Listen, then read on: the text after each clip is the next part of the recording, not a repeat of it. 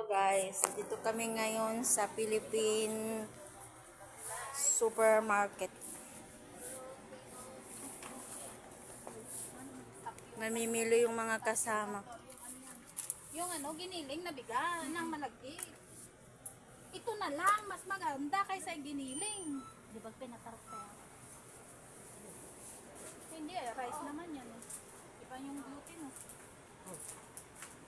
Giniling nga, hindi yung biga. Nagpansit kayo? Ay oo, kasan yung pansit? Kuha ka kuya. Tanta din na lang. Wala pang malit dito kuya Erwan. Tinuturo na ni Benny yung maliit. Oh, dito kami. Si Kuya. Ito.